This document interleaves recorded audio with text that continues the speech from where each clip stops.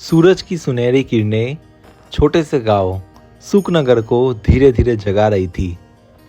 पक्षियों की आवाज़ हवा में गूंज रही थी और ठंडी हवा खेतों के बीच से गुजर रही थी। इसी गांव में रहता था एक मेहनती और समझदार किसान रामू। पूरा गांव उसकी मेहनत और उसकी बुद्धिमानी की मिसाल देता था। हर सुबह की तरह उस दिन रामू जल्दी उठ गया। उसने आसमान की तरफ देखा और मुस्कुराते हुए बोला, आज भी एक नया दिन है, नई उम्मीद के साथ नया काम शुरू करता हूँ। तभी घर के अंदर से उसकी पत्नी सीता की आवाज़ आई, सुनिए जी, आज बाजार से बीज लेके आइए, हमें खरीफ की फसल तैयार करनी है। रामू ने जवाब दिया, ठीक है सीता, लेकिन आज मुझे जंगल के पास वाले खेत में काम करना है, शायद शाम तक लौट पाऊं। इतना कहकर रामू अपने खेतों की तरफ निकल पड़ा।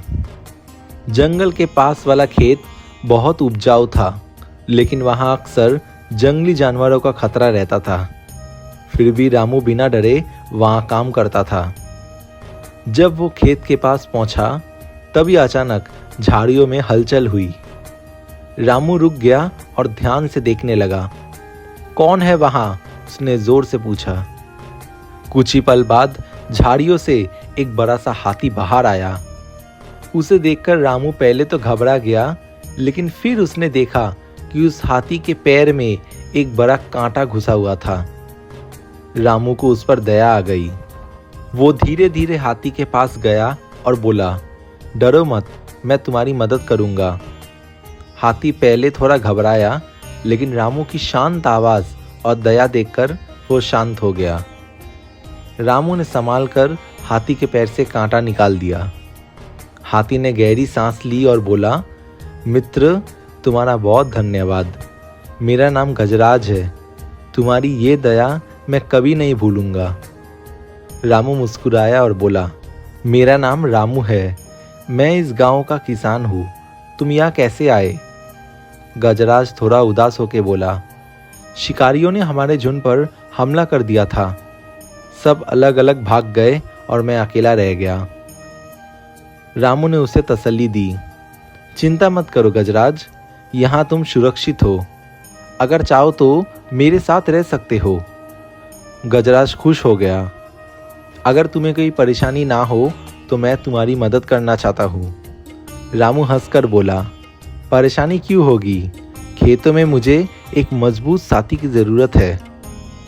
उस दिन से रामू और गजराज अच्छे दोस्त बन गए। गजराज खेतों में रामू की मदद करता, वो हल खींचता, भारी सामान उठाता और काम जल्दी हो जाता। गांव के लोग ये अनोखी दोस्ती देखकर हैरान हो जाते।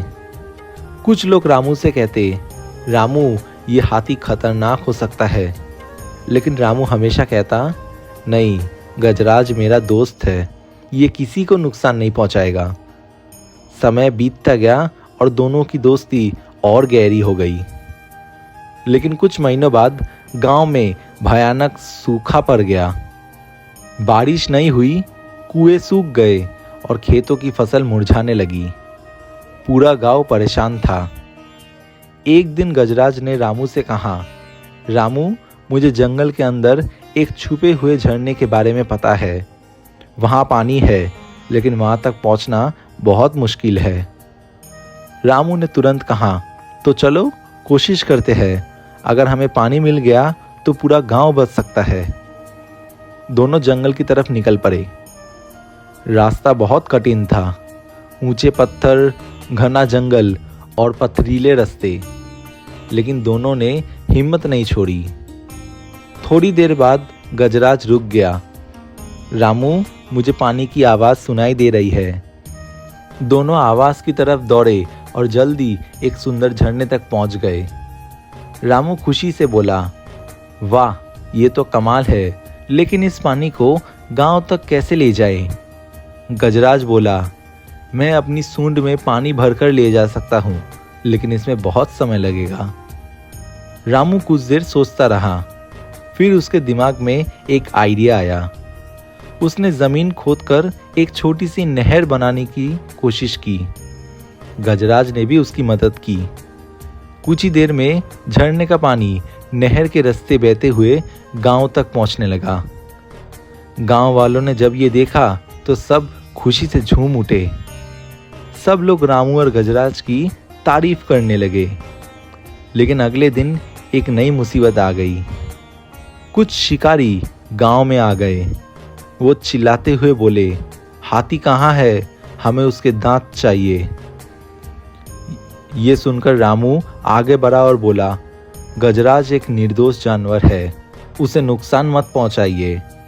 शिकारी बोले, हमें हाथी चाहिए बस। तभी रामू को एक सोच आई। उसने कहा, अगर आप गजराज को मारेंगे तो आपको सिर्फ एक बार फायदा मिलेगा, लेकिन अगर वो जिंदा रहेगा तो हमेशा फायदा दे सकता है। शिकारी हैरान हो गए, कैसे? रामू बोला, हम यहाँ हाथी सफारी शुरू कर सकते हैं। लोग दूर दूर से आएंगे, गांव मशहूर होगा और सबको रोजगार मिलेगा। शिकारियों को ये बात समझ आ गई। उन्होंने कहा, ठीक है, लेकिन हम भी इसमें साझेदार बनेंगे। रामू ने कहा, मंजूर है, लेकिन आज के बाद इस इलाके में कोई शिकारी नहीं होगी। सब लोग मान गए। इस तरह रामू की बुद्धिमानी से ना सिर्फ गजराज की जान बची, बल्कि पूरे गांव की किस्मत बदल गई। इस कहानी से हमें ये सीख मिलती है कि दया, दोस्ती और बुद्धिमानी से हर मुश्किल का हल निकाला जा सकता है।